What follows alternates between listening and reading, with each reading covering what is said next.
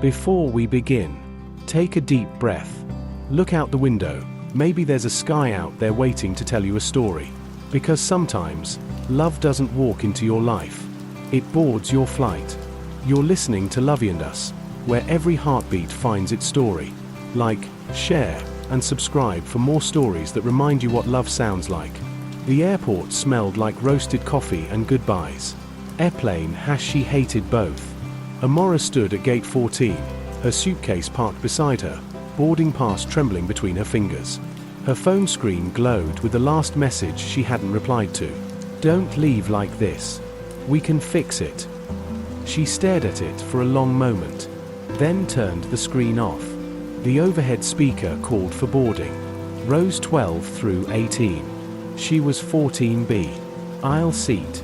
Middle of the sky. Nowhere to run, nowhere to hide. The line moved like a slow confession. And then, he appeared. Tall, camera slung over his shoulder, passport between his teeth as he tried to zip a bag one-handed. Liam Carter. The kind of man who looked like he'd never been late for anything, except maybe love. He reached his seat, 14B. So did she. They both stopped. 14B? Yeah. You. A pause. The kind that already had a rhythm. He smiled, easy but apologetic. Looks like the universe double-booked us. And it had. Because neither of them belonged in the other's story, but fate had printed both their names on the same line.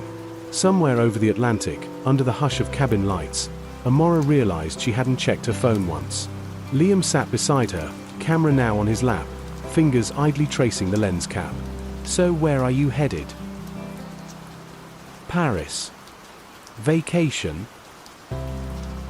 "Escape." He looked at her, not like he was prying, but like he understood that answer too well. "Same." He showed her his camera screen. A half-finished photo series, sunrises from every country, but never the one that changed him. "I've been chasing the light," he said softly, "but it keeps catching someone else first." Amara smiled, eyes on the window where streaks of dawn began to stain the clouds pink. "Maybe you've been looking the wrong way." He turned the lens toward her reflection. "Maybe." For a second, just one heartbeat in the hum of the engines, she felt seen. Not as the woman who left, but as the woman who stayed long enough to take off. Paris smelled like rain and new beginnings. They parted at the gate, or at least they were supposed to. But the universe doesn't know how to say goodbye politely. Her next flight was delayed. His was cancelled. 2 different tickets. 1 waiting area. They laughed about it. Because what else do you do when fate refuses to move on? He bought her coffee, black, no sugar. She teased him for the bitter taste. They talked for hours, about everything that wasn't supposed to matter. Her love for architecture, his addiction to stories inside faces, the idea that maybe love wasn't a person but a place. And before they realized it, the rain had turned to gold. By evening, they were walking across the Pont des Arts, where the locks glimmered like promises. Liam raised his camera. "Smile. You're not taking my picture." "Not yet. Just saving a moment." She looked over the edge, at the river slicing through the city. "Do you believe in fate?" He thought for a while.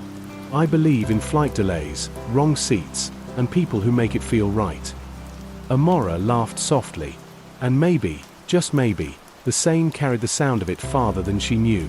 It happened on a rooftop cafe, somewhere between laughter and silence. He showed her his photo of the sunrise that morning, reflected in her eyes. "That's not fair," she whispered. "You caught me off guard."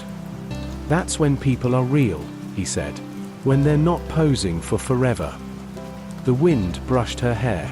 The rain began again. And just when the space between them disappeared, her phone buzzed.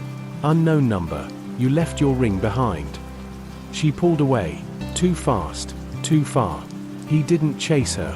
He just looked up, at the same sky, and whispered something she couldn't hear over the storm. At the airport, they didn't hug. They didn't promise. They just stood there, side by side, pretending it wasn't goodbye. "You'll find your sunrise," she said. You'll build your home, he replied. Her gate was closing. She turned once, the last look you give someone when you know the next one might not happen. He raised his camera. Clicked. The photo caught her mid-turn, hair caught in the wind, eyes full of everything she wasn't ready to say. He never edited it. Some moments aren't meant to be touched, only kept. The photograph won an award. Untitled Departure. He didn't show his face at the ceremony. He was already gone, somewhere new, chasing another light. And on a train cutting through Italy, Amara found the photo in a magazine. Her face. His name in the credits. And a note in the corner of the page, written in his handwriting. If you ever find this, meet me where the sky first turned pink. 6 months. That's how long it took for her heart to forget how to board a plane without looking at the seat next to her. Amara had rebuilt pieces of her life, a small architecture firm in Milan, clients who smiled politely but never knew she designed buildings like they were apologies. And yet, she always booked the window seat. 14B, if she could. Superstition? No. Hope wearing logic's disguise. On an evening flight to Greece, she stared at her reflection in the window and saw the version of herself she met in Paris, alive, spontaneous, unafraid. Then she blinked, and the reflection shifted. A man. Camera strap across his shoulder. Eyes she could recognize through any turbulence. Liam. He froze for a moment, too, a small smile flickering like a light trying to remember how to shine. Seat 14A, he said softly. I checked twice. Amara laughed, quiet and disbelieving. Fate must have rebooked you. They didn't talk for the first 10 minutes. Silence had too many memories in it. But eventually, the clouds outside loosened their grip on the light, and so did they. You saw the photo, he said, eyes still on the window. Yeah. It was everywhere. Did you hate it? No. I just missed being in it. He turned then, fully, and smiled that slow, careful smile she remembered. You were always the best part of the frame. They landed in Santorini, a layover that neither of them had planned. The sea shimmered like someone had spilled the sky across the earth. They walked along narrow white alleys, hands brushing occasionally, like memories daring to come back. He took a photo of her against the horizon, hair tangled in wind, eyes softer than she knew. Don't, she said. You'll make me stay. Then maybe I won't take another picture. She smiled. That's not how love works. Then tell me how it does. She thought for a while. Love's like boarding a flight you didn't plan. You don't know where it's headed, you just trust it'll take you somewhere worth landing. He didn't respond. He didn't need to.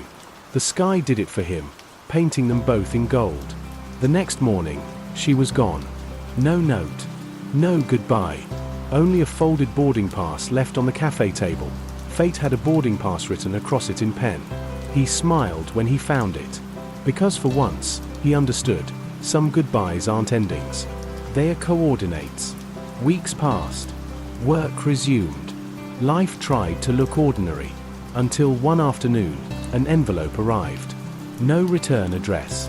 Just a photo inside, his own, taken from behind, at the same bridge in Paris. And on the back, her handwriting, you missed your sunrise. Come find it. Below it, GPS coordinates. He followed them. Of course he did. To a small coastal village in southern Italy, where the sea burned orange every evening like it had secrets to confess. There she was, sitting by the water, sketchbook in hand, as if she'd been waiting for his footsteps to catch up with her heartbeat. She didn't turn around immediately, just smiled. Took you long enough. Flights were delayed, he said softly. She laughed, the kind that made the sea listen. He sat beside her. No words, just wind. The kind of silence that only exists when you've already said everything worth saying. Finally, she whispered, you still chasing the light? No. I found it. He turned the camera toward her. She shook her head, smiling. Not this time. Just stay. And for once, he did. The last photo he ever took wasn't for the world. It was for her. Sunset reflected in her eyes, a soft line of wind catching her hair, the exact light he'd been chasing across continents. When he printed it, he titled it simply, Arrival. Months later, their story lived quietly, in shared cups of coffee, overlapping travel maps, and late-night flights where one always took the window and the other the aisle. Sometimes, strangers on planes would see them and smile. They looked like two people in love. But they weren't just that. They were proof that sometimes, the sky keeps your secrets, and hands them back when you're ready. And if you ever find yourself sitting next to a stranger who makes silence feel like music, don't move seats. Maybe fate already printed your boarding pass. If this story found you tonight, maybe it was supposed to. Because sometimes, love doesn't walk in through doors. It flies across oceans, and finds the seat right beside you. You've been listening to LoveandUs. Like, share, and subscribe for more stories that remind you what love feels like when destiny decides to show up.